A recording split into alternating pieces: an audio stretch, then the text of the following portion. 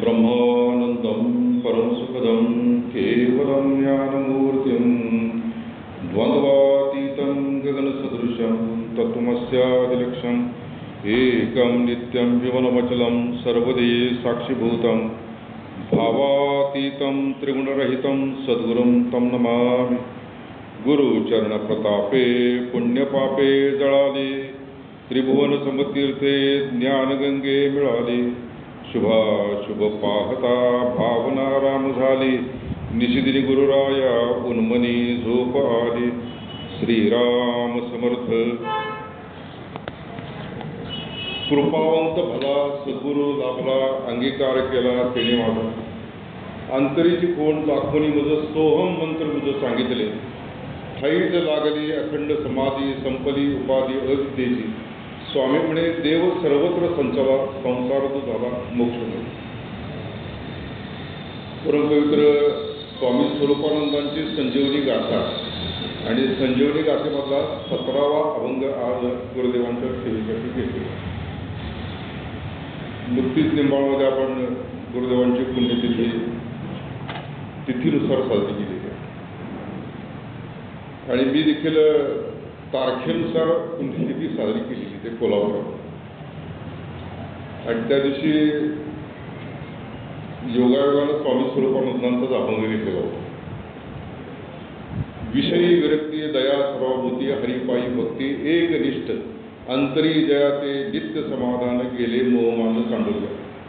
हे संतांची लक्षणे वर्णित आपल्याला सांगितले सारं स्वामी म्हणे। त्या अभंगावरती जी काही लक्षणं संतांची सांगितलेली आहेत आणि ती गुरुदेवांच्या चरित्रामध्ये कशी मुरलेली होती किंवा गुरुदेवांचं चरित्र त्या अभंगामध्ये कसं होतं हा विचार तिथं मांडलेला होता। 6 तारखेची ती गोष्ट होती, कारण तारखेनुसार होती। कोल्हापूरमध्ये मी सलग 3 वर्ष एकाच ठिकाणी आत्मदर्शन हॉलमध्ये मी ते 3 दिवस 3 वेळा केलेले 3 वर्ष। आणि त्याच्यानंतर मग हे जयंती सप्ताहाचं प्रवचनाचं निमंत्रणानंतर डोळ्यासमोर जो अभंग आला तो हा अभंग एक कृपावंत भला सद्गुरू लाभला तेने अंगीकार केला। काय काय अभंग हे प्रातिनिधिक स्वरूपाचे असतात आणि प्रातिनिधिक स्वरूपाचे म्हणजे काय की एक सत्शिष्य सद्गुरूंच्याकडे जातो। मुद्दामच मी सत्शिष्य हा शब्द वापरतो, कारण काय आहे की सद्गुरू आणि सत्शिष्य तिथे नरगती सायास ते उभय त्यांचा हव्याचा पुढे एकच आहे। त्यामुळे तो सत्शिष्य असला पाहिजे। आणि त्याचं मुख्य लक्षण सांगताना समर्थांनी हे सांगितलं की सत्शिष्याचे मुख्य लक्षण सद्गुरू वचनी विश्वासपूर्ण अनन्य भावे शरण या नावं सत्शिष्य। त्यामुळे ते डेफिनेशन त्यांनी बरोबर केलेली आहे। त्यामुळे काय आहे की शिष्य हजारोमध्ये होत नाहीत असं नाही की शेकडो हजारो शिष्य तयार होत असतात। आणि बऱ्याच वेळा ज्याला मास अनुग्रह वगैरे देणारे जे लोक असतात तर त्यांचे तर भरपूर शिष्य असतात। काही काही ठिकाणी आता जे वारकरी संप्रदायातले मोठे मोठे महाराज वगैरे आहेत तर ते टर्म्स आणि कंडिशन घालतात। टर्म्स कंडिशन काय आहे तर ते आमची कीर्तनाची मालिका झाल्याबरोबर 100 लोकांनी माळ घातली पाहिजे। म्हणजे 100 लोक तुम्ही तुमचे तयार ठेवा असं बाबाला सातारकर वगैरे सांगायचे की बाबा असं तयार ठेवा ते 100 लोकांनी माळ आमच्याकडनं घातली पाहिजे आणि त्यांना ते तो संप्रदाय वाढवायचा असतो। म्हणून ते शिष्य असे भरपूर तयार होत होते। आणि आपल्याला माहिती की भाऊसाहेब महाराजांनी कितीतरी हजारो शिष्यांना त्यांनी हे दिलेलं होतं, अनुग्रह दिले होतं, नाम दिलेलं होतं। आणि ते आठवण पण माहिती आहे की अंबोरा महाराजांना त्यांनी जे नावं सांगायला बसले की कोण कोण माझे अनुग्रह येत आहेत आणि त्याच्यानंतर ते रात्र उलटून गेली तरी देखील ते म्हणजे आता राहिलेल्या शिष्यांची उद्या नावं सांगतो। म्हणजे ते त्यांच्या लक्षात होतं की इतक्या सगळ्या शिष्यांना मी अनुग्रह दिलेला आहे। त्यामुळे काही शिष्य हे शेकडो तयार होऊ शकतात, पण सत्शिष्य हे फार थोडे असतात आणि ते बोटावरती बोलण्या इतकेच असतात। आणि त्यामुळं काय आहे की हा जो अभंग जो आहे तो प्रातिनिधिक स्वरूपाचा आहे। म्हणजे काय की हा अनुभवच आहे ना तो। स्वामी स्वरूपानंद हे बाबा महाराज वैद्य तथा गणेशनाथ यांच्याकडे गेले आणि त्यावेळी ते साधारण 20 वर्षाचे असतील त्यावेळी। आणि ते गेल्यानंतर जसं एक मेडिएटर असतो कोणते जसं गुरुदेवांच्या बाबतीमध्ये कल्लू भोकरे हा मेडिएटर होता, तर तसं यांच्या बाबतीमध्ये स्वरूपानंदांच्या बाबतीमध्ये त्यांचे मामा जे केशवराव गोखले होते, ते केशवराव गोखले होते मेडिएटर, की जेव्हा माझा एक भाचा आहे शुद्ध सात्विक गुणांनी मंडित आहे, त्याला लहानपणापासूनच गीतेचा अध्ययनाचा छंद आहे वगैरे वगैरे, आणि त्याला आपण कृपा करून अनुग्रह द्या. आणि त्यामुळे ते त्यांच्याकडे गेले. आणि मधला एक काळ असतो की पूर्वीचं संचित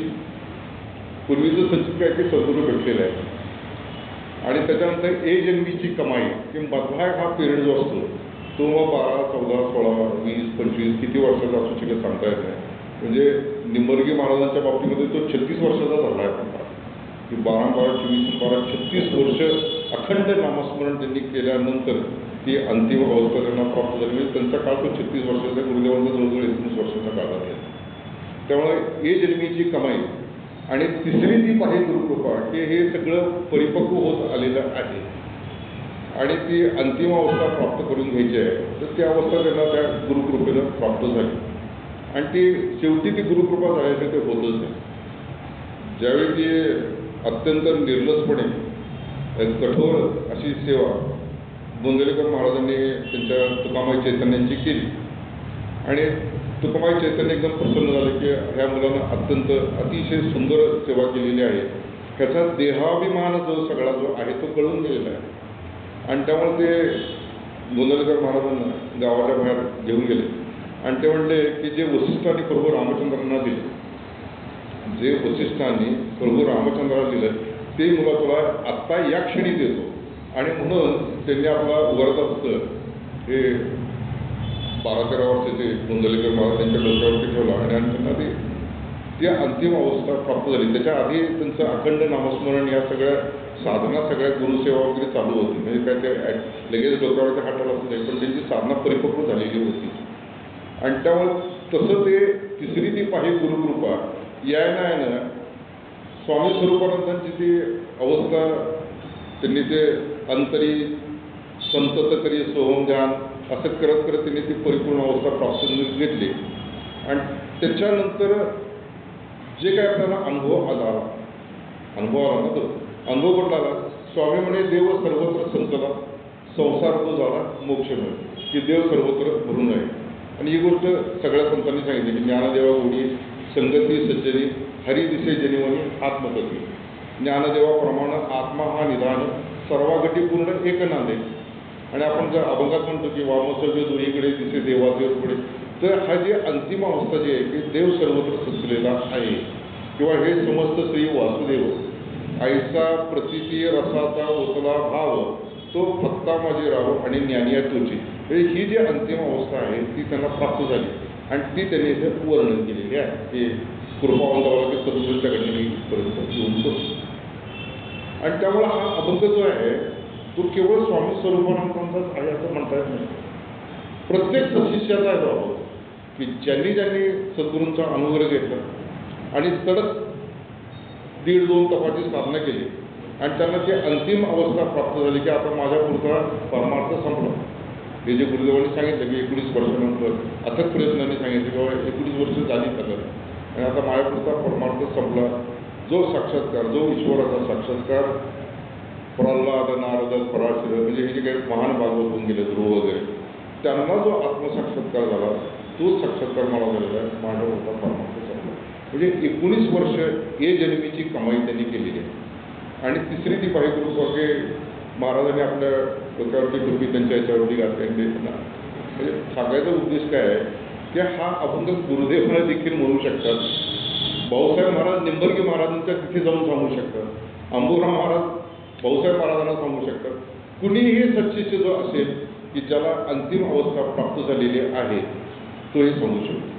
आणि त्यामुळे एका बाजूला हा अनुभव आहे, आणि दुसऱ्या बाजूला आपण जे लोक बसलेलो आहोत की जे अजूनही त्या वाटेवरती आहोत, आणि त्या वाटेवरती असल्यामुळं की कारण काय असतं की आपण मध्येच आहोत ना, धड ती अंतिम अवस्था जी गुरुदेवांनी सांगितली छाती टोकणे, तशी आपण काय जाऊन सांगत नाहीत, कुणाला सांगत नाही की होय मला ते सर्व प्राप्त झालेलं आहे. म्हणून त्या वाटेवरती आपण आहोत, आणि त्यामुळं त्या वाटेवरती असल्यामुळं आपल्यासाठी हा अभंग ध्येय म्हणून आहे.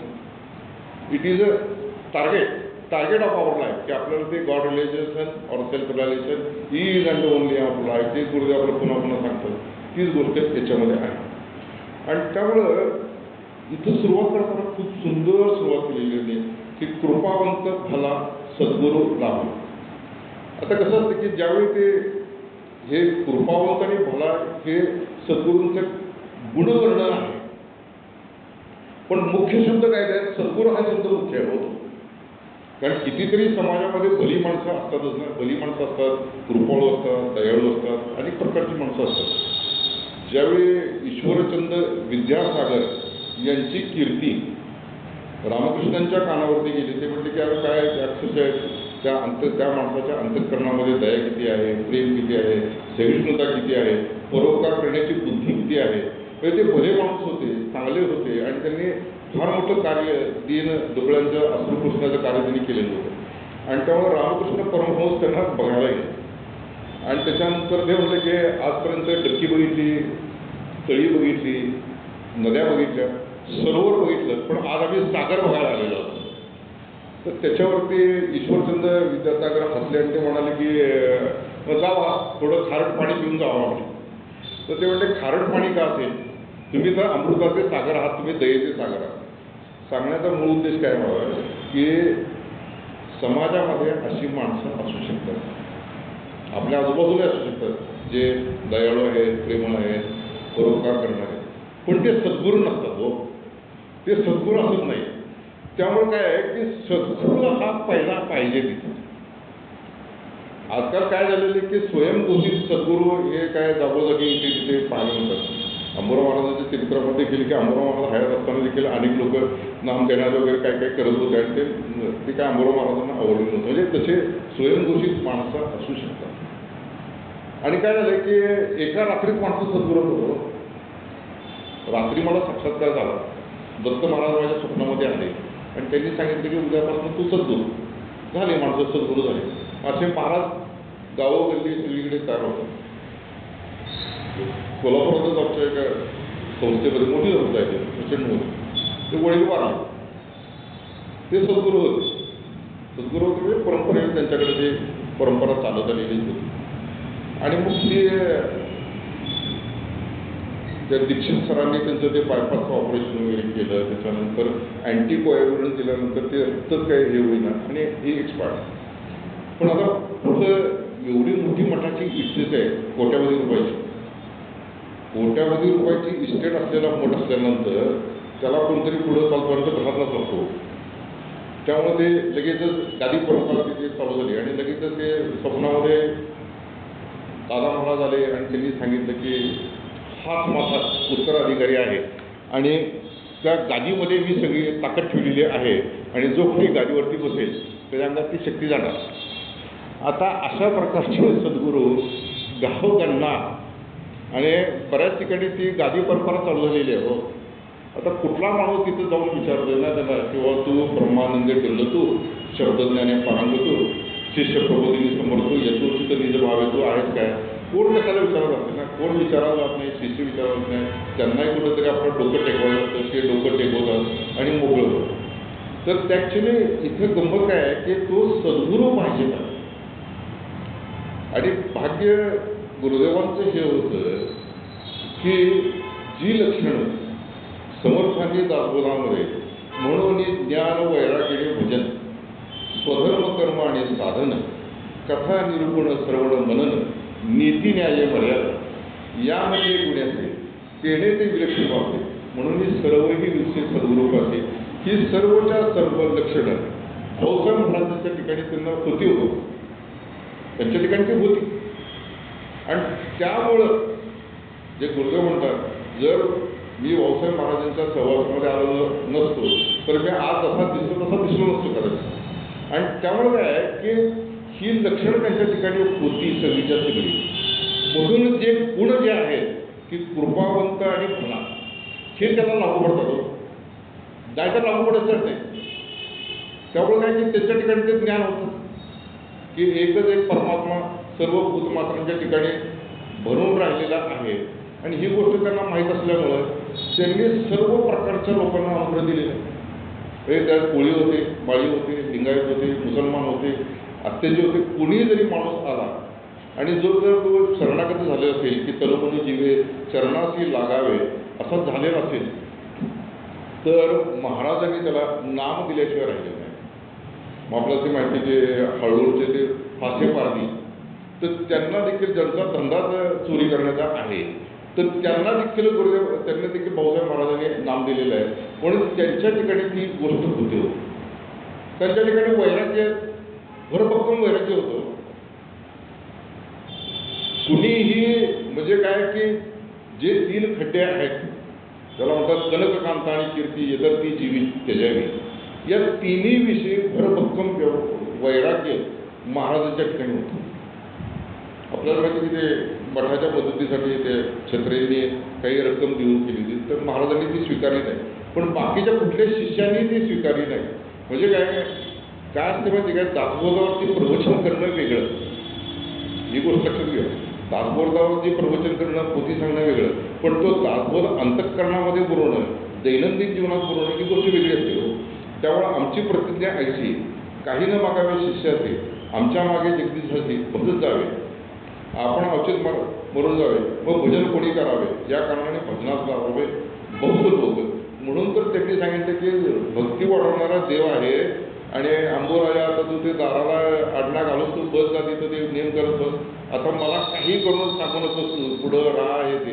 म्हणजे काय त्यांची मनोमन खात्री होती की भक्ती वाढवणारा देवच आहे आणि कोणाकडून कसलंही काहीही स्वीकारायचं नाही. या कुठल्याही खड्ड्यात ठिकाणी पडू शकलेच नाही, कारण की एवढे ते भरभक्कम वैराग्य होतंच त्यांच्या ठिकाणी. आणि कथा निरूपण 3 वेळा पोथी सांगायचे, कथा सांगायचे. म्हणजे काय की ह्या सगळ्या गोष्टी त्यांच्याकडं असल्यामुळं जे पहिल्या 2 गोष्टी सांगितल्या आहेत की कृपावंत आणि बाला, ह्या गोष्टी लागू पडतात.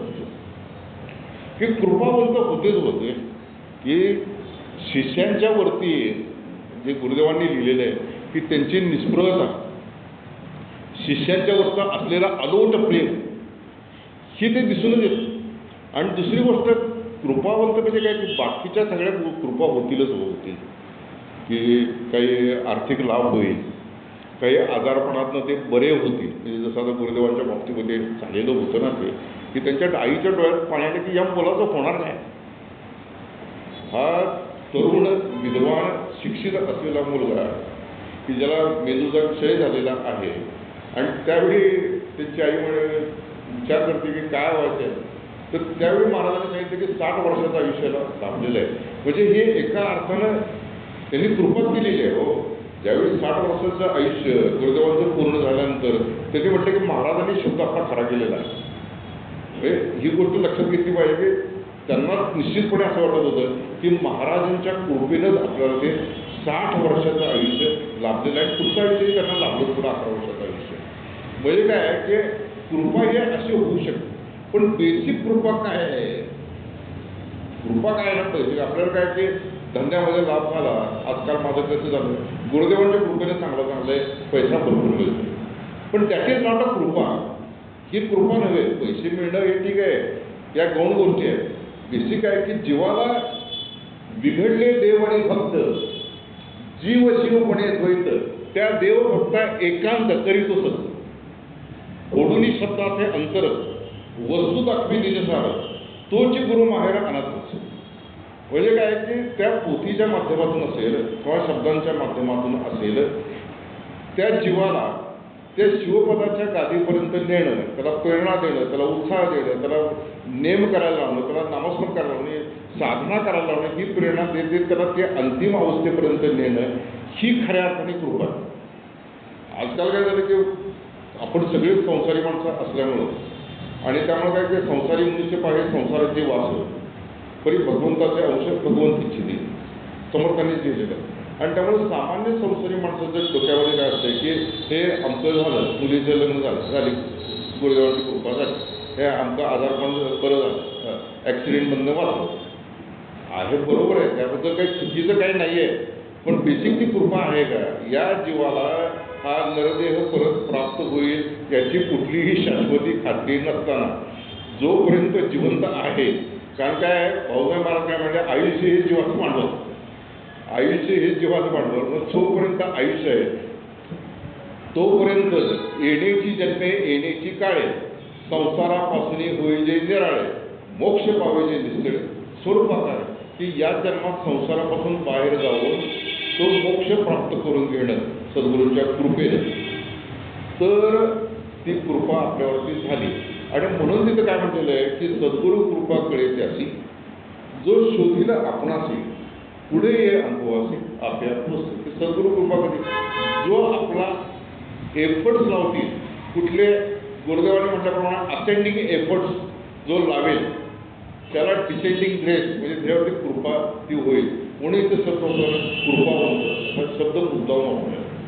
बाकीच्या कृपा ह्या होतातच, होत नाहीत असं नाही. कितीतरी जीवनामध्ये कारण काय असते की माणूस हा संसार हा म्हणजे काय दुःखमूळ संसार आहे का. संसार संगे सुख झाले ऐसे ऐकेले ना देखिले, हे जाणून हे अनहित केले ते स्वयं दुःखी होते. संसार सुख मानते ते प्राणी मूढमती, हे जाणून डोळे झाक करते ते पडतवून. त्यामुळे संसार जन्मात आहे ते मुळे पाहिले शोधून दुःखाचे म्हणजे दुःख हे इनअवॉइडेबल आहे, ते संसारामध्ये येतच 100% आहे. आणि त्यामुळे काय काही काही प्रसंग असे असतात की ज्यावेळी आपल्याला सद्गुरूंना हाक मारायची तशा त्या पर्यंत. शारकाचे जे भाऊ होते ना गुरुराव देशपांडे, किंवा जो म्युझिक डायरेक्टर म्हणजे संगीत निर्देशक होते, संगीत निर्देशक म्युझिक डायरेक्टर.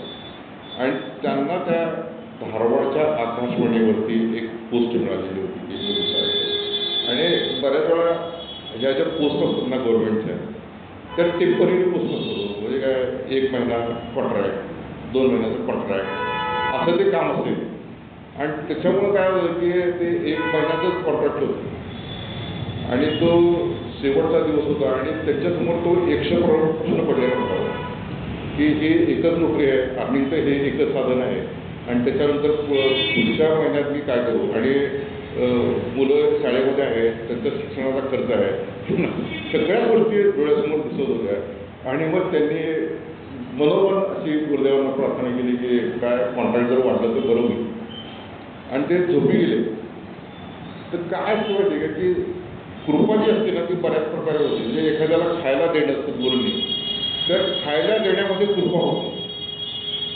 एखाद्याकडे नुसतं दृष्टिक्षेपानं जरी बघितलं नजरेनं, ज्याला कुर्माणी हे जे दृष्टी म्हणतो, तर तशा प्रकारची दृष्टी जरी टाकली तरी देखील ती कृपा होती. सद्गुरूंनी आपल्या सत्शिष्याच्या आठवण काढणं ही देखील कृपा आहे. आणि मग स्वप्न दृष्टांत होणं ही देखील कृपा आहे. आणि त्यामुळं स्वप्नात गुरुदेव आले आणि गुरुदेवांनी त्या स्वप्नामध्ये त्यांना अन्न देऊ केले की असं मुठीमध्ये अन्न घेत नाही. मग त्यांनी झोपेतच आपल्या त्या झोळी बिली उकरण्याच्या आणि त्याच्यामध्ये ते अन्न घेतलं. ते स्वप्न त्यांना पडलं. सकाळी उठल्यानंतर त्यांनी ते साराकाना माहिती असतात स्वप्न पडलेलं आहे. आणि ते संध्याकाळी 6चं त्यांचं ते टायमिंग होतं तिथं धारवाड आकाशवाणीला. म्हणजे 5 वाजता घरातून बाहेर पडले आणि तिथं तो अधिकारी तिथं दरवाजात उभा होता. दरवाजा तो म्हणतो की तुमचीच वाट बघत बसलेलं आहे का, कॉन्ट्रॅक्ट रिन्यू करायचं आहे. ते म्हणते हे 1च महिन्याचं आहे. काही नाही, आम्ही तुम्हाला 3 वर्षाचं कॉन्ट्रॅक्ट देतो. त्या व्यक्तीला काय आनंद झाला असेल ना, म्हणजे की आपले एक सामान्य प्रश्न आहेत. आपण सामान्यच आहोत, आपण काय ते हाय फाय कुठेतरी साधं पावत असं तर नाही. आपण काही विवेकानंद नाही, कोण सर्वसामान्य माणूस होतो. तो संसारामध्ये अखंड बुडलेला आहे, विषयांच्यामध्ये बुडलेला आहे, प्रपंचामध्ये बुडलेला आहे, समस्यामध्ये बुडलेला आहे आणि गर्तेत बुडलेला आहे. तर अशा माणसाला 3 वर्षाचं कॉन्ट्रॅक्ट मिळाल्यानंतर काय आनंद झाला तर मग त्यांना ते वाटलं की अरे कृपा होत आहे, खरोखरीच कृपा आहे की माझ्या अंतःकरणामध्ये ही जी गोष्ट अशी करून राहिलेली होती की काहीतरी करून मला ती नोकरी कंटिन्यू झाली तर माझे संसारिक जे प्रश्न जे आहेत ते सुटतात. आणि त्यामुळं कृपावंत ही गोष्ट ही त्या अर्थाने पण आहे की बरेच वेळा अशा प्रकारची ती कृपा होऊ शकते. स्वयंनाथ जे आहे की स्वयंनाथ आपल्याला सगळ्यांना माहिती आहे तसे सोयरोबा ज्यावेळी निघाले होते त्याचा त्यांनी ते नोकरीचा राजीनामा दिला, त्याच्यानंतर घरातून बाहेर पडले आणि जाता जाता कोकणात असल्यामुळं त्यांनी ते हातामध्ये फणस घेतला बाबा, ते फणस घेऊन चालले होते. तर वाटेत त्यांना ते गहिनीनाथ भेटले. बरं कसं असते बा की परंपरा कशी चालू राहते. आणि मग त्यांनी ते म्हटले की म्हणजे खाण्याची गरज होतं, त्यांनी हातातला फणस त्याला दिला आणि तुमचं नाव काय म्हणतं ते म्हटले गैबीनाथ असं त्यांनी नाव सांगितलं. ॲक्च्युली ते गहिनीनाथ. आणि मग त्यांनी ते फणस फोडला तिथे आणि 4 गरे त्या सोयरानाथांना खायला दिल्याबरोबर त्यांना उन्मूलन अवस्था प्राप्त झाली. हे लक्षात घेतलं पाहिजे की काहीतरी खायला देणे याच्या पाठीमागे देखील ती गुरुकृपा होते. कारण काय की त्या जीवाचा जो प्रवास जो आहे की नाही तो ऊर्ध्वगतीने गेला पाहिजे. संतांची संगती, मनोमार्ग गती, आकळावा श्रीपती, येणेपंथी याच्या पाठीमागे काय आहे की कुठला जो तर आकाशमार्गी गुप्तपंथ, तो जो पंथ जो आहे की ऊर्ध्व दिशेनं जाणं मन, की सामान्य माणसाचं मन जे आहे ते नाभी, लिंग आणि बुध या ऊर्ध्व अधो दिशेलाच असतं. म्हणजे उपभोगाकडे दृष्टी ही त्याची असते. पण संतांच्या संगतीमध्ये नाभी, कंठ, भ्रूमध्य आणि मस्तकाकाश अशा प्रकारे ते ऊर्ध्वगती जाते. आणि त्यामुळे संतांची संगती मनोमार्ग गती म्हणजे ऊर्ध्वगतीने ते मन जावं यासाठी ती कृपा केलेली आहे. मग जे काही सामान्य डागडुजी त्यांनी जे केलेली असेल तर त्याच्या पाठीमागचा उद्देश हाच असतो की याचं मन केवळ याच गोष्टीमध्ये जर अडकत राहिलं तर हा नामस्मरण कधी करणार, हा ध्यान कधी करणार, हा सत्संग कधी करणार, हा सद्ग्रंथांचं वाचन कधी करणार, ह्याची काळजी सद्गुरूंना असते. आणि म्हणून ते काय लागलेला जो काय घाणीत अडकलेला जो पोळा असतो तो बाजूला करतात. ज्याने पाणी वाहतं राहिलं की मग त्या शिष्याला वाटतं की ठीक आहे आपले सद्गुरू आपल्या पाठीशी आहे आणि मग त्याचा ते चालवतो. म्हणून कृपावंत ही पहिली गोष्ट लक्षात घेतली पाहिजे. ते भले म्हणजे काय की अंतर्बाह्य निर्मळ, अंतरी निर्मळ वाचेचा अर्थाळ त्याच्या काळामाळा असू नसतो. अंतरी अनुभूती चोखळ्याच्या वाटा त्याच्या माथा गटात असू नसतो. म्हणजे हे जे वर्णन जे केलेलं आहे की नाही तशा प्रकारे त्यांचं ते वर्णन आहे की भले आहेत ते ग्रस्त, त्यांचं जीवन जे आहे की जसं ते रामकृष्ण परमहंस म्हणायचे की साधूची परीक्षा दिवसाही करावी आणि रात्री करावी. दिवसा जसा तो बोलतो तसा रात्री वागतो की नाही वागतो. तसं गुरुदेवांच्या बाबतीमध्ये काय की महाराजांच्या की सगळे अंतर्बाह्य निर्मळ हे चरित्र त्यांचं, अंतर्बाह्य निर्मळ.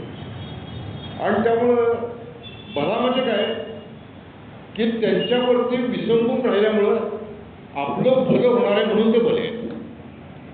लक्षात घेतलं पाहिजे. भला म्हणजे काय ते भला तर सगळी बरीच भली माणसं असतात, पण त्यांच्यावरती विसंबून राहिल्यामुळं त्यांच्या मार्गानं चालल्यामुळं आपलं भलं म्हणजे काय की आपलं रिअलायझेशन होणार आहे, भलं होणार आहे, या जीवनाचं सार्थक होणार आहे म्हणून ते भले आहेत. आणि मग पुढे त्यांनी म्हणतात की सद्गुरू लाभला. अहो ही गोष्ट फार पूर्वपुण्याची गोष्ट आहे हो ती. बरेच वेळा काय होतं माहिती काय, ध्यानी नाही, मनी नाही, स्वप्नी नाही अशा अवस्थेमध्ये सद्गुरूंचा लाभ होऊ शकतो. ते NG कुलकर्णी जे होते ते जमखंडीलाच होते. ही वॉज अ स्टुडंट आणि ते पुण्याला SP कॉलेजमध्ये होते. तर ते NG कुलकर्णींच्या घराचं पत्र आलं की आपल्या घरी शंकराचार्यांची पाद्यपूजा आहे आणि पाद्यपूजा आहे आणि तू ये. तर मग ते सुट्टी काढून आल्या तर तोपर्यंत शंकराचार्यांची पाद्यपूजा त्यांनी संपलेली होती. आणि काय मग ते आता म्हणतात आता काय करायचं आपण. त्यांचा मित्र जो नागेश होता तर नागेशला त्यांना म्हणते की अरे चल आपण लोक फिरायला जाऊया. आणि मग हे लोक फिरायला कुठे गेले तर इथला जो रामतीर्थ जो एरिया आहे तिकडे फिरायला गेले. आणि नेमकं त्यावेळी काय झालं होतं की गुरुदेवांचा अमृत महोत्सवाच्या निमित्त गुरुदेव जमखंडीमध्ये होते.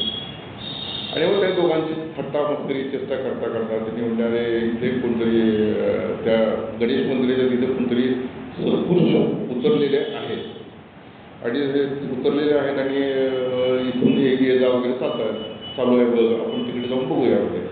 आणि त्यांनी ते दरवाजा उघडला, खडकीने उघडला तर आपला गुरुदेव आतमध्ये बसलेले होते. आणि त्यांनी एकदम आवाज आला आणि ते दोघं बघितलं त्यांच्याकडे असतं. तेवढं काकासाहेब काकणी झालं आणि ते म्हणते की तुम्हाला काय पाहिजे आहे का. त्यांना काय वाटलं की बहुतेक हे प्रसाद वगैरे आपल्याला काहीतरी देणार असते. हे केळं हे ते म्हणजे थांबा मी आलो. मग ते म्हणजे हवं आहे तुम्हाला हवं आहे का हवं आहे म्हणते. म्हणजे काही विचार काहीच नाही हवं आहे म्हटलं हवं आहे आणि आमचं काय ते प्रसाद वगैरे देतील आपल्याला. मग ते त्यांनी लगेच तुमच्या कुलदेवताचं नाव काय आमचं काय त्यांचं काय हे सगळं एन जी कुलकर्णींना विचारलं, त्याच्या मित्राला पण विचारलं आणि मग गुरुदेवाला ते जाऊन सांगून होते. मग त्या दोघांना घेऊन ते म्हणजे की त्या व्यक्तीनं आम्हाला डोक्यावरती उपकरणं घालून आमच्या कानामध्ये नाम सांगितलं आणि मग आम्ही घरी गेल्यानंतर मी वडिलांना सांगितलं की अहो तुम्ही जे वर्णन करतो आहे ते गुरुदेव रानडे यांचंच वर्णन आहे आणि ते अमृत महोत्सवाच्या निमित्त इथं आले. आता सगळ्या ध्यानी नाही, स्वप्नी नाही, मनी नाही, काय नाही, अनुग्रह झालेला आहे.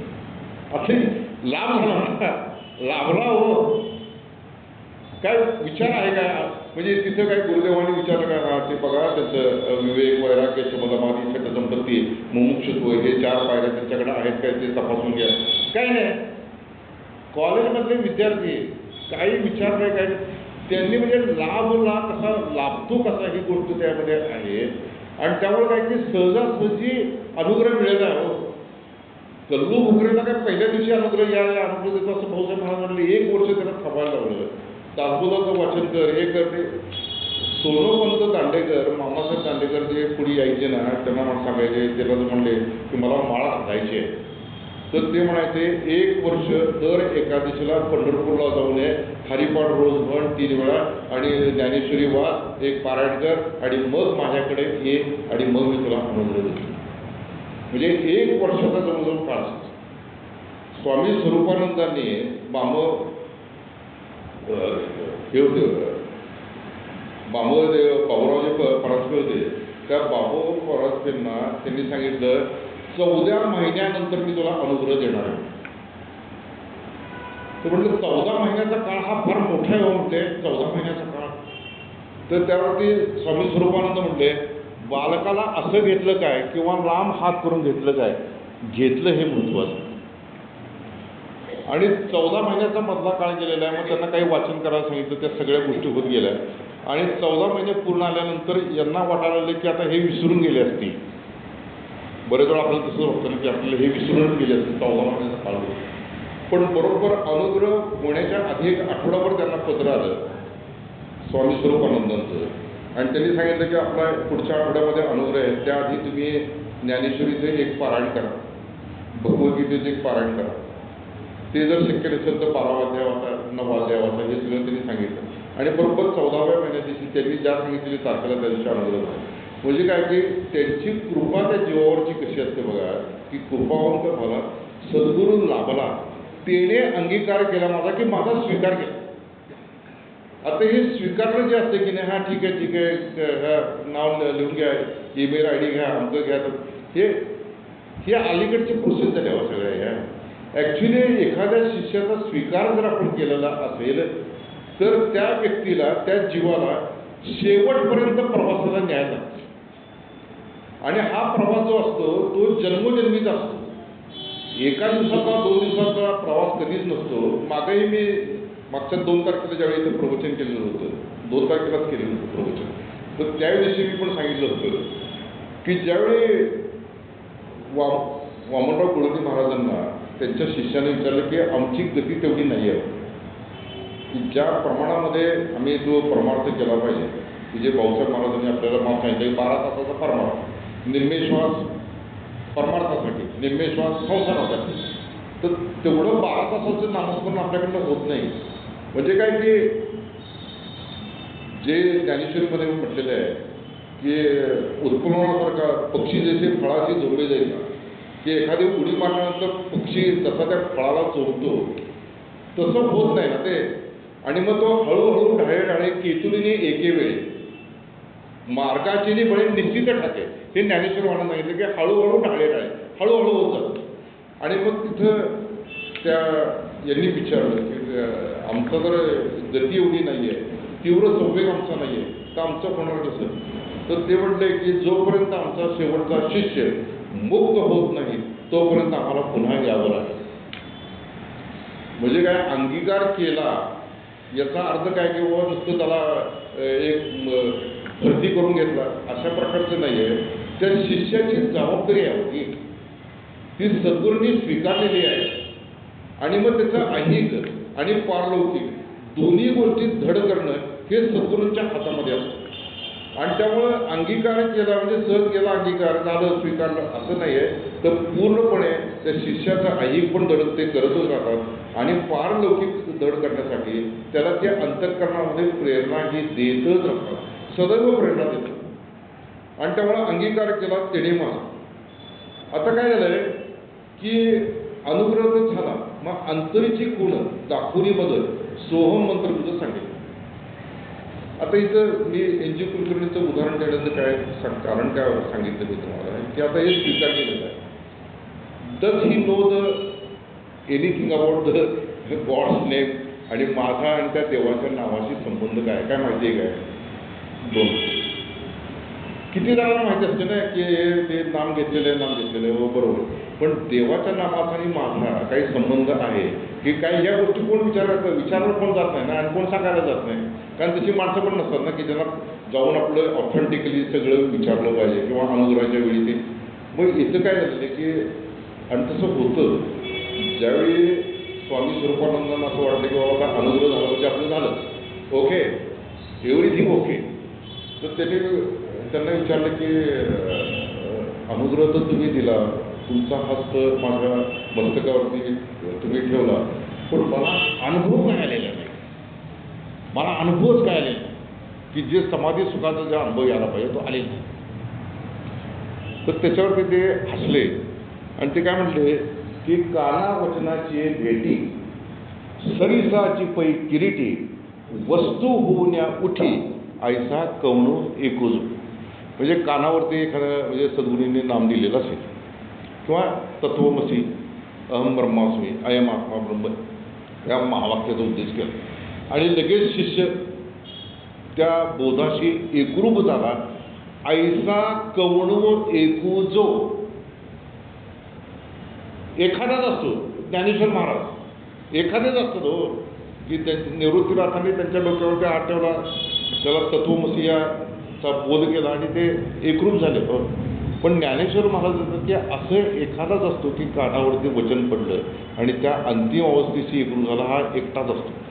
बाकीचे जे लक्षवेधी लोक असतात की त्यांनाही तपाच्या मापाने साधना ही करावी. त्यामुळे अंतरीची खूण म्हणजे काय की आतमध्ये जे आत्मस्वरूप आहे त्याचं जे स्फुरण कसलं तर मी हे स्फुरण आहे त्याचं मी हे जर स्फुरण आहे ना आत्म्याचं स्फुरण काय. आत्मा कशा रूपाने आहे तर जाणीव रूपाने आहे होतो. लक्षात घेतलं पाहिजे ना काही काही गोष्टी ह्या गोष्टी जर कुणी सांगितल्याच नाही आणि नुसताच अनुग्रह झालेला आहे नामस्मरण करत राहा तुमचं तुम्हाला होईल असं म्हणून चालत नाही. त्याच्यासाठी पुढे जी गोष्ट सांगितलेली असते ती सत्संग लागतो त्याला.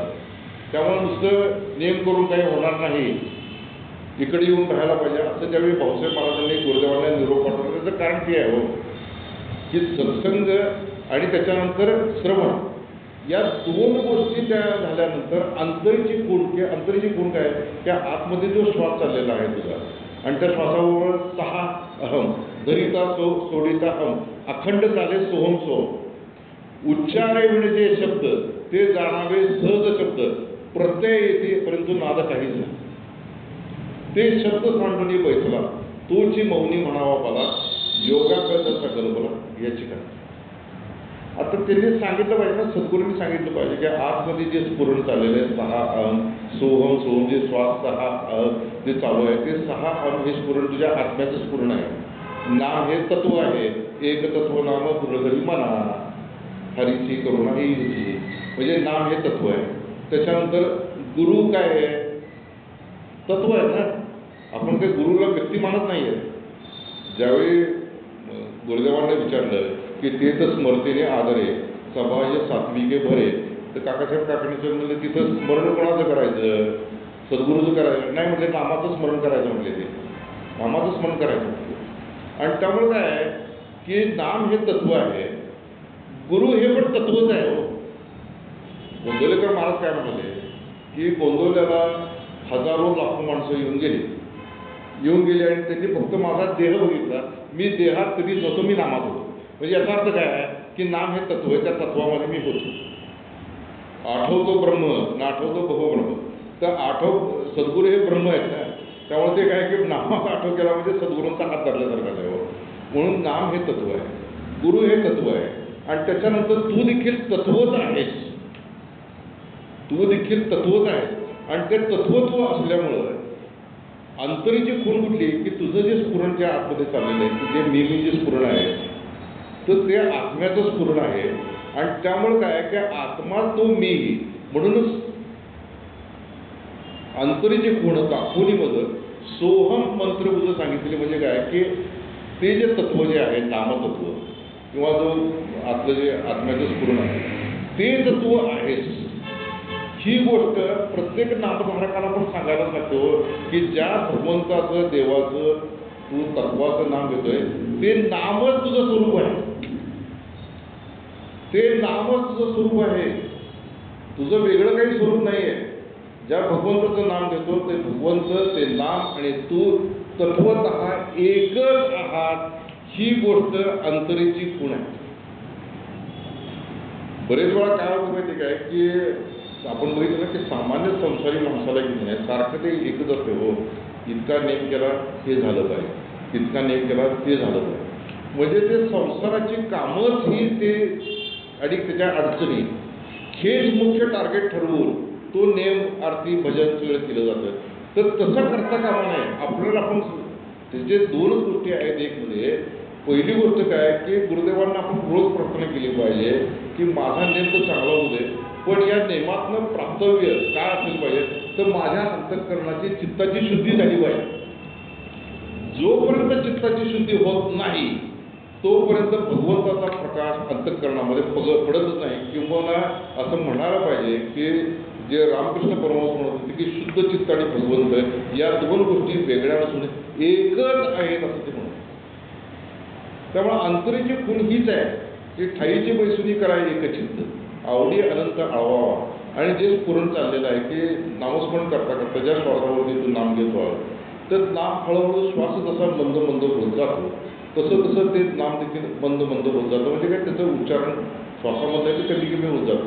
आणि मग श्वासही नाही, नामाचंही नाही, केवळ मी आहे हे अस्तित्व मात्र जाणून ज्याला डिवाईन सेल्फ आपण म्हणतो, त्या डिवाईन सेल्फवरती जाणं. मग ते त्या सेल्फवरती राहणं ही पहिली गोष्ट आहे ना. पहिली गोष्ट काय की ते सेल्फ रिअलाइज झाला पाहिजे.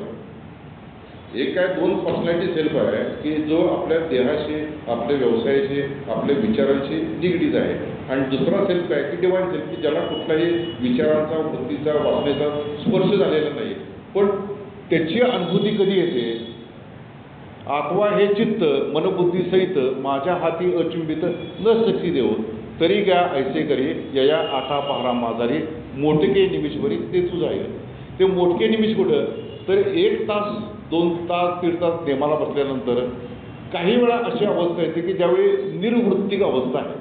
एक तर बहिर्कुंभक होईल किंवा तर आंतरकुंभक होईल. आणि सगळं जे लक्ष जे आहे की जिथं कृपा करून दृष्टी ठेवा की देवाची द्वारे उभा क्षणभरी, तर तिथं ती दृष्टी स्थिर झाल्यानंतर विचार नाही, वृत्ती नाही, केवळ मी आहे ही जे अस्तित्व मात्र जाणीव आहे that is a divine self. आणि ते माझं खरं स्वरूप आहे. आणि त्याच्यावरती दीर्घकाळ राहिल्यानंतर त्या व्यक्तीचा देहभावाचाच विसर पडून जातो आणि ती अवस्था त्याला प्राप्त होते. म्हणून सोहम मंत्रबुद्ध सांगितले की सोहम. आणि मग पुढे त्यांनी ते एकांती बसून करी सोहम ध्यान तेने तुझे मन स्थिरावे. म्हणजे एकांतामध्ये जाय. आणि आपल्या सगळ्या ज्या निंबर्गी महाराजांच्यापासून ज्या काही गुरुपरंपरा गुरुदेवांच्यापर्यंत आलेले त्यांनी सगळ्यांनी जे साधन केलेले ते एकांतामध्येच केलेलं आहे. लोकांच्या बरोबर ते बसत होते, बसत नव्हते असं नाही. पण नेमाची त्यांची जी काही ठरलेली बैठक होती की ज्यात शेतामध्ये खड्डे घालून ठेवले त्या खड्ड्यामध्ये जाऊन बसायचे किंवा आपल्या गाडीनं मोटारीनं ते कुठेतरी गावाच्या बाहेर जाऊन तिथं नेम करून यायचे. म्हणजे काय जिथं आपल्याला एक्सटर्नल स्टिम्युलस मिळणार नाही, any not a single stimulus, अशा वेळी आणि अशा ठिकाणी जाऊन बसणं आणि मग ते नामस्मरण करत करत ती अंतिम अवस्था आपली जी काय आहे की निर्वृत्ती निर्वासन अवस्थेमध्ये राहणं, सतत राहणं. आणि त्यामुळे तशा अवस्थेमध्ये राहिलं की ती जी शांती प्राप्त होते त्याला आत्मशांती असते. ती आत्मशांती आहे की ज्याच्यामध्ये वासना नाही, विचार नाही, वृत्ती नाही, काहीच नाही. आणि ती शांती म्हणून शांती पडते नाही सुख हेर अवघीची दुःख, म्हणून ही शांती जरा उतरायला पाहिजे. तर जी शांती जी तुकाराम महाराज सांगतात ते आत्मशांती सांगतात. आणि त्यामुळे नेमात न उठल्यानंतर माझी जी अंतःकरणाची स्थिती जी असली पाहिजे ती शांत असली पाहिजे की कुठल्याही गोष्टीचा माझ्यावरती म्हणजे एकतर मी बोलायचा प्रश्नच येत नाही आहे, कारण त्या शांतीमध्येच मला डूब देऊन बसलं पाहिजे. आणि त्यामुळे ती शांत अवस्थेमध्ये जर आपण राहत असू किंवा शांती जर मला प्राप्त होत झालेली असेल तर माझा नेम अतिशय चांगला झालेला आहे असं म्हणायला काय हरकत नाही. आणि म्हणून इथं बरोबर त्यांनी सांगितलेलं आहे की सोहम मंत्रबुद्ध सांगितलं की ते मंत्रच आहे. आता काय आहे की ज्याचे ध्यान तेची होय मन, म्हणून हे अवघे सारा पांडुरंग दृढ झाला. म्हणजे ज्या गोष्टीत आपण ध्यान करतो ती गोष्ट आपण होऊन जातो.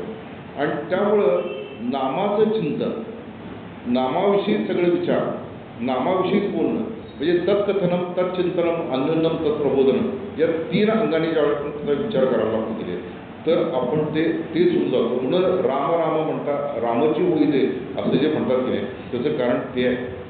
आणि म्हणून या सगळ्यांच्या अंतःकरणामध्ये देव प्रकट होण्याचं कारण काय की त्यांनी दुसरा ध्यास घेतलाच नाही. दुसरा ध्यास घेतलाच नाही की नोकरी आणि गुरुदेवांसारखे नोकरी आणि परमार्थाला अनुकूल असं वाचन करून मी बाकीचा सर्वच्या सर्व वेळ नामस्मरणात घालवतो. आता हे कसं आहे की भिंतीवरती लिहून ठेवण्याचं वाक्य आहे हो की मग आपण ते रोजच वाचलं पाहिजे ना की ते नोकरी, आता ज्यांना नोकरीच नाही आहे तर त्यांनी ते नोकरी हा शब्द म्हणून सर्वच्या सर्व वेळ नामस्मरणातच घालवला असं आपण जर करू शकलो तर मग ते त्यांची कृपा होण्याची शक्यता आहे. कृपा आहे त्यांची, कारण काय रामकृष्ण म्हणाले की कृपेचा वारा अखंड वाहतोच आहे, तू तुझ्या नावेचं शीड फक्त त्या वाऱ्याकडे करून घे. हे त्यांनी सांगितलेलं आहे. कृपा ही अखंडच असते, त्याबद्दल काही प्रश्न काहीच नाही आहे. पण आपण ही गोष्ट पण तिथं लक्षात ठेवली पाहिजे की ते पुन्हा पुन्हा ते करण्यामध्ये ती अंतिम अवस्था प्राप्त त्यालाच होऊ शकतं जो त्याचा ध्यास होतो. ठाईच लागली अखंड समाधी, संपली उपाधी अविद्येची. आता बघा, ठाईच लागली अखंड समाधी. आता ही पहिल्या दिवशी तर काही गोष्ट होत नाही ना ती. हे सद्गुरूंनी आपलं डोक्यावरती हात ठेवला आणि लागली समाधी, असं कधीच होत नाही. तर त्याला काही काळ जावा लागतो. आणि ते मी मगाशी जे सांगितले मी स्वरूपानंदांनी त्यांना विचारले की काय अनुभव झाला नाही, तर त्यावेळी ते गणेशनाथ महाराज हसले. ते म्हणले की दुधाला विरजण लावलेलं आहे. त्यांची शब्द आहे, दुधाला विरजण लावलेलं आहे पण अजून दही झालेलं नाही. कारण ते दही होण्यासाठी ती प्रक्रिया आहे ना. रात्री आता भगिनी आपल्या ते दूध जरा गरम करायचं, 1 चमचावर ते थोडं दही घालायचं, ते फिरवायचं आणि त्याच्यानंतर मग ते ठेवायचं. तर त्याला रात्र जायला लागते होती.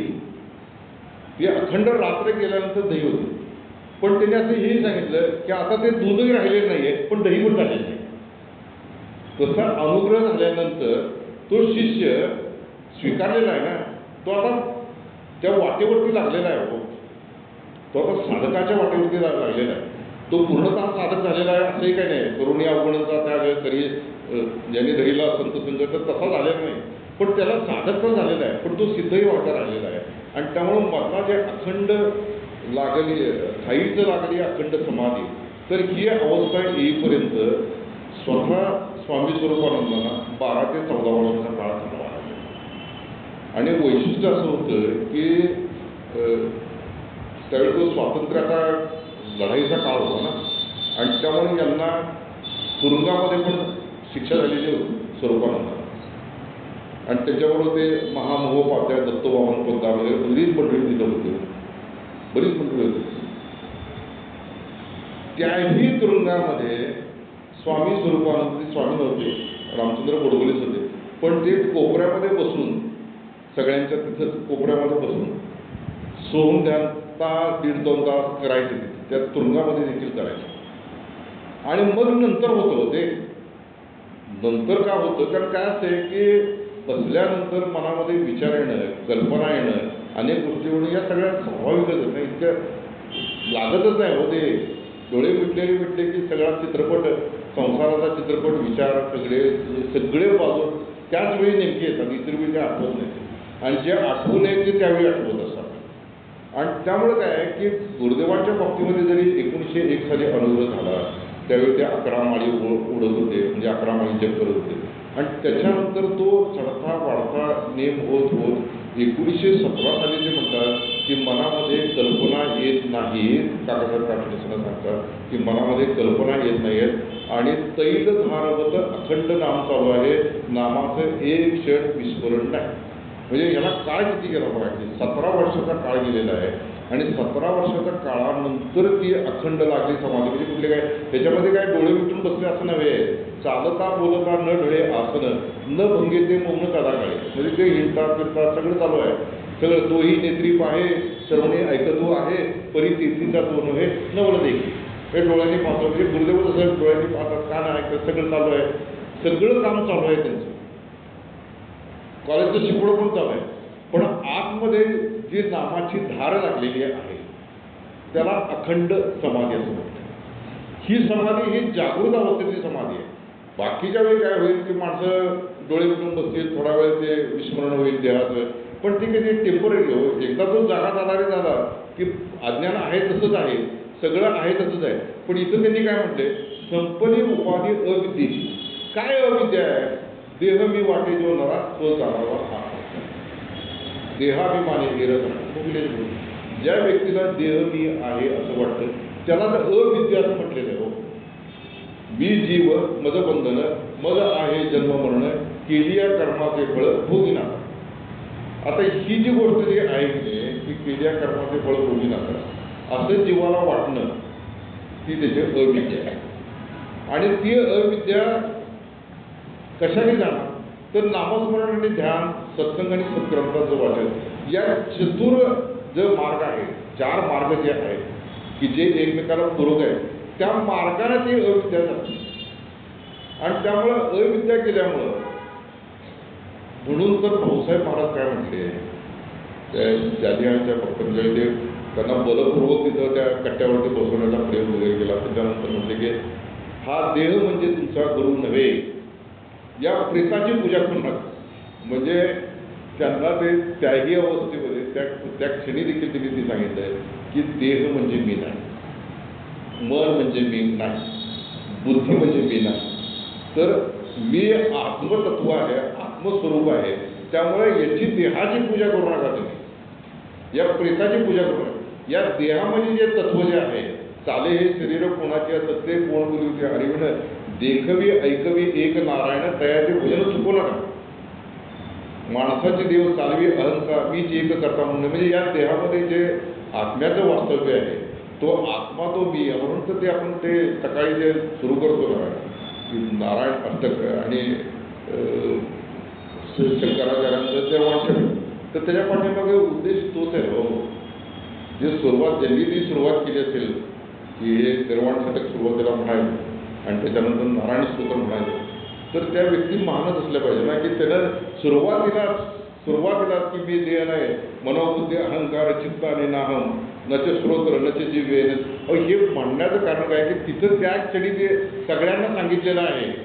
पण ते काय होतं बरेच वेळा ते नाही ते म्हणायचंच असतंय, ते रिच्युअलच आहे, ते करायचं रिच्युअल. अहो रिच्युअल काय केलेलं आहे, when we are going to think our self की हे का म्हणायचं बाबा मला, तर त्याचं तिथं बोल सांगितलं की तू देह नाही, मन नाही, बुद्धी नाही, नमे जाती शंका, तू चिदानंद रूप शिव आहे, तू साक्षात शिव आहेस. ही विद्या तू घे. म्हणजे तू मी जे स्वतःला देह समजतो ती अविद्या जाईल. म्हणून ते त्याचा विचार केला आहे, कोण करतच नाही. कोण विचार काय करत नाही, विचार करायचं सगळं सोडून दिलं. नारायण देखील म्हणजे काय की बघा काकासाहेब तुळपुळी गेलेले आहेत अंबोरा महाराजांच्याकडे, शेवटचे दिवस आहेत. आणि ते कोण मी गणपतराव वगैरे ओळखला काय ओळखलं, पण ते पहिला म्हणतात की नारायण हीच एक सत्य वस्तू आहे, ती तू घट्ट धरलीच काय आहे. प्रसंग छोटा आहे हो. ते म्हणतात नारायण हीच एक सत्य वस्तू आहे, ती तू घट्ट धरलीच काय. असं 3 वेळा त्यांनी त्रिवार विचारलं आणि तिने होय घट्ट धरली. म्हणजे काय की नारायण जे आपण जे म्हणतो, नारायण सूत्र जे म्हणतो, त्या पाठीमागे होतं आहे की नारायण हीच एक सत्य वस्तू आहे या जगामध्ये, आणि मी देहमनबुद्धी आणि हे नाही आहे, मी साक्षात शिवरूप आहे, आणि ते शिवरूप मला प्राप्त होण्यासाठी नारायणाचं नाम म्हणजे जे काही आपल्या सद्गुरूने दिलेलं नाम आहे ते घट्ट धरून ठेवायचं, एवढाच त्याचा विचार करणार होतो. आणि म्हणून इथं जे म्हणतात की नाही, त्यांनी छातीटोप पण सांगितलं, संपली उपाधी अविद्येची, तर अविद्येची उपाधी माझी संपूर्ण गेलेली आहे, की आता मला 100% माहीत आहे माझं जे आत्मनिवेदन होतं, म्हणजे ज्याला नवमी भक्ती म्हणतो आपण, त्या आत्मनिवेदनाउपरी निखळ वस्तू निरंतरी आपण आत्माचे अंतरी बोध झाला, त्या ब्रह्मची झाला, संसार खेद तो उडाला, देहो पारण आता देह टाकला पारवणी सावकाश. म्हणजे काय की तो उपाधी एकदा आपली संपून गेली आणि लक्षात आलं की मी देहमनोबुद्धी आत्माच मी हा अंतरी बोध झाला. आणि मग गुरुदेवांनी काय केलं 1901 नंतर, म्हणजे 1920 नंतर त्यांना तो देहो प्रारब्धी टाकला सावकाश. त्यांनी कुठलीही खळखळ केली नाही. गेल्या 40 वर्षात एकही दिवस माझा असा नाही की माझी तब्येत धरवली. म्हणजे काय देहाला पूर्णपणे त्यांनी त्या प्रारब्धावरती सोडून दिलं, काय व्हायचं ते होतं. पण या देहापासून वेगळा असलेला चैतन्यरूप आत्मा तो बीज आहे असा बोध झाला. आता होणारं ते होय नका, जाणार ते जाय नका, तुटली मनाची आशंका जन्ममृत्यूची. संसारी कुंडावे चुकले, देवभक्ता ऐक्य झाले, मुख्य देवास ओळखले. सत्संग करून ये की त्यांनी तो भाऊसाहेब महाराजांचा सत्संग धरला, त्यांच्या नामाचा सत्संग धरला. हे सगळं धरल्यामुळे शेवटी काय झालं की जन्ममरण रूपी चक्र सुटूनच गेलो. आता पुन्हा काही येणे नाही जाणे नाही, बद्धमोक्ष दोन्ही नाही, परमात्म्याची ही जी परमात्म्याची स्थिती जी आहे ती गुरुदेवांना प्राप्त झाली 1920 साली. आणि त्यामुळं काय आहे की हे जे आहे की उपाधी संपली म्हणजे काय की पूर्णतः आतमध्ये तो ज्ञानविचार जो आहे तो प्रगट झाला. हो, ज्ञानविचार प्रगट झाला की मी देहमनबुद्धी नाहीच, मी आत्मस्वरूपच आहे. आणि असा विचार प्रगट झाल्यामुळं ती संपली उपाधी अविद्येची. स्वामी म्हणे देव सर्वत्र संचला, संसार तो झाला मोक्ष. आणि ही एकदम दृष्टी बदलून जाते बाबा माणसाची. डोळे तेच राहतात, चष्माचा नंबर देखील तोच राहतो, त्यामध्ये काय बदल होतो. पण जी दृष्टी जी आहे ती बदलून जाते. काय झाली दृष्टी, तर देव सर्वत्र संचलेला आहे. पण देव सर्वत्र संचला हे कधी होतं, ज्यावेळी अंतःकरणामधला देव आपल्याला दिसायला लागतो, अनुभूतीला येतो, त्यावेळी ते होतं. ज्यावेळी 11व्या अध्यायामध्ये विश्वरूप दर्शन भगवंताने दाखवायला सुरुवात केली आणि त्यांनी म्हटलं पहा अनेक वक्र बघ, हे बघ, ते बघ, मुख बघ, हे सगळं सांगितलं. आणि ते सांगितल्यानंतर तो अर्जुन म्हणतो की मला काहीही दिसत नाही. Whatever you are telling I can't see it, दिसतच नाही. मग त्यामुळे ते म्हणतात की ज्ञानचक्षु दिला, मी तुला ज्ञानचक्षु देतो. आणि ते ज्ञानचक्षु मिळाल्यानंतर त्याच्यामध्ये ज्ञानेश्वर महाराजांनी एक ओळी लिहून ठेवलेली आहे. प्रथम स्वरूप समाधान पाऊले ठेला अर्जुन, सगळीची उडी लोचन तव विश्वरूप देख. की प्रथम स्वरूप समाधान पाहिलं त्यांनी.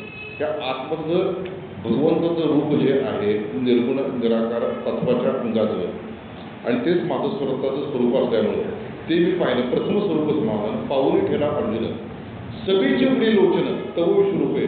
डोळे उघडल्या त्याला दिसायला लागले की अरे या जगामध्ये एका भगवंताशिवाय दुसरं काहीही नाही. आणि त्यामुळे तो सर्वत्र व्यापून असल्यामुळं त्याला मुंगीचं मनोगत देखील कळतो. मुंगीचं मनोगत देखील कळतं, इतकं तो व्यापक होऊन जातो. म्हणजे हे एक प्रसंग गुरुदेवांचं मोठेपण कशामध्ये आहे की ते सगळ्यांचं मनोगत जाणत होतं. प्रल्हाद कुलकर्णी त्यांच्याकडं त्या अलाहाबादला राहायला शिकायला होते ना. आणि मग एक दिवस त्यांनी विचारलं की काय तुला कपडे देऊ का म्हणजे. त्यांचे कपडे वगैरे ते द्यायचे सगळ्यांना जे शिकायला. ते म्हणले आहेत माझ्याकडे कशावर का. ते गुरुदेव काय म्हणले हसले होते. आणि त्याच्यानंतर ऑक्टोबर महिन्यामध्ये ती दिवाळी आली. आणि दिवाळी आली आणि त्यांनी एक पत्र पाठवलं प्रल्हाद घराकडे की मला धोतर वगैरे जुनी झाली फाटलेली आहे आणि मला ते पाठवून द्यावं. आणि मग हे बाबासाहेब संगोराम, काकासाहेब तुळपुळे, रामण्णा ही सगळी मोठी मंडळी तिथे सप्ताहासाठी आले आणि त्यांनी विचारलं त्यांना की प्रल्हाद कुलकर्णी की काय पार्सल वगैरे माझं काय दिलं आहे का, उद्या मला सकाळी पोथी वाचायला बसायचं असं गुरुदेवाने सांगितलं आणि मी फाटकत होतं आणि गुंच बसलो. ते त्या विचारामध्ये ते झोपले आणि सकाळी उठल्याबरोबरच प्रगती झाली आणि त्यांनी 2 नवी कोरी धोतरं त्यांच्या हातात दिली आणि ते म्हणते की हे निसून तू पोथी वाचायला बस. आणि त्यांना काय अंतःकरणामध्ये काय झालं असेल म्हणजे मला असं ते वाचताना देखील दहीवर येतो असा आजपासून वाटतं की काय सद्गुरूंचं हे असेल ना मोठे बनते तिथं की काय कृपा असेल त्यांच्यामध्ये की ते माझं देखील मनोगत जाणतात आणि तिथं त्यांनी मग त्याला ते 2 कोरी धोरण दिली आणि तिथे वाचवलं म्हणजे त्यांच्या डोळ्यात पाण्याला किंवा राहिला असेल काही की म्हणजे अशी आंतरिक स्थिती होऊन जाते. त्यामुळे देव सर्वत्र संचला आहे ही गोष्ट नुसतं केवळ आपल्याला अनुकूल असलेली लोक समोर आले म्हणजे देव आहे आणि प्रतिकूल असलेली माणसं गेली म्हणजे देव नाही असं नाही होत. कुठलाही माणूस जरी आला तरी तो देवच आहे या भावनेने ते बघत असतात म्हणून तर तो संसार मोक्ष मिळवून जातो. अंबुराव महाराजांचे एक नातेवाईक गुरुदेवांच्याकडे आले आणि ते काय शिकलेला वगैरे काय माणूस नव्हता, टोटली इलिटरेट आणि तर त्या बैठकीत येऊन तो म्हणाला की एवढी मोठी माणसं तुमच्याकडे येतात आणि मला एक नोकरी लावून द्या घेते. नोकरी लावून काय या की काय शिकलाय गुरुदेवांनी काय तो म्हणलं शिक्षण वगैरे काय नाही मला. मग त्याच्यानंतर ते म्हणले मग मी या लोकांना काय सांगू आणि तो रागावला आणि काहीतरी बडबड करत तिथून तो निघून गेला. पण ते गुरुदेवांना ते सहन झालं नाही. त्यांनी म्हटलं तो माणूस कुठे गेला बघा. त्या माणसाला बोलून आणलं त्याला जवळ बसवलं आणि त्याच्या पाठीवर हात ठेवून की उद्या अंकलीकर येतील आणि ते आले की मग त्यांच्या मिलमध्ये तुला कुठंतरी नोकरी लावून देतो पण तू रागाव थोडं नको. म्हणजे याच्यामध्ये काय आहे की प्रत्येक व्यक्तीशी ती व्यक्ती कशी मिळून जाते ही विचार करण्यासारखी गोष्ट आहे ना. आणि त्यामुळे ज्यावेळी देव सर्वत्र संचला की जी ज्ञानाची स्थिती सद्गुरूंना प्राप्त होते त्यावेळी ते सर्वत्रच भरून राहिलेले असतात. कारण देव हा फक्त मूर्तीपुरता प्रतिमेपुरता समाधीपुरता कधीच मर्यादित नसतो. आपण त्याला मर्यादित करून ठेवलेला असतो, आपण त्याला प्रॉपर्टी करून ठेवलेला असतो की हे आमचीच प्रॉपर्टी असं वाटत असतं. पण तसं नाही आहे. नभी वावरे जो अणुरेणू काही रीता ठावया राखविण नाही पुढे पाहता पाहता तीच झाले लक्ष सर्वे बुडाले. अशा प्रकारची ती स्थिती होऊन गेलेली असल्यामुळे जी गोष्ट इथं सांगितलेली आहे की स्वामी म्हणे देव सर्वत्र संचला की सगळीकडे तो भरूनच राहिलेला आहे. आणि म्हणून ते गुरुदेवांना जो काय अनंताचा अनुभव आला की सगळीकडे ते भरून राहिलेलं आहे. आता कुठं रीता ठावच काय नाही आहे अशा प्रकारची जी अवस्था येते तीच एक गोष्ट सद्गुरू लाभल्यामुळं आणि दुसरी गोष्ट बदलीची हे जन्मीची कमाई जी आहे ती त्यांनी केल्यामुळे ते होत असतं. अदरवाईज ते होत नाही. गुरुदेवांनी म्हटलं की सद्गुरू कृपा करून नाम देतील पण मोक्ष हा ज्याचा त्यानंच मिळवायचा असतो. त्यामुळे ही गोष्ट पण आपण लक्षात घेतली पाहिजे की मधली जी मेहनत जी आहे ती आपण करायला लागते. आणि त्यामुळे संसार जो आहे की जन्म मरणरूपी संसार आहे ना संसाराचा शब्दाचा अर्थच आहे की जन्म आणि मरण हे संसाराचं स्वरूप आहे. मग ते संसार झाला मोक्षमय की मुक्त झालो. आता येणे नाही जाणे नाही काय नाही परत जन्माला येणे नाही याची केली. आपण म्हणतो ना की संसाराची सगळी मुळी धुवून काढली आणि पुन्हा जन्माला येणे नाही ऐसे केले तर तशा प्रकारची आंतरिक स्थिती ही स्वामी स्वरूपानंदांना प्राप्त झाली म्हणून तर त्यांनी ते लिहिलं.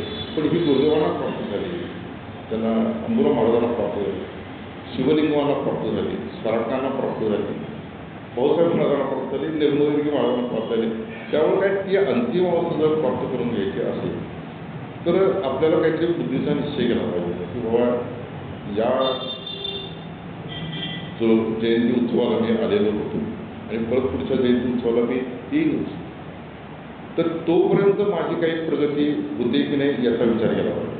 आणि त्यासाठी काय आहे ईश्वरा वाचून काही जे अनेक लाडी नाही ते एकाची बुद्धी पाहिली अर्जुना जगी तर तशा प्रकारे ईश्वरनिष्ठ असलेली बुद्धी गुरुदेवांनी आम्हाला द्यावी अशी त्यांच्यासाठी प्रार्थना करून ते वापरून त्यांच्या चरणी अर्पण करूया.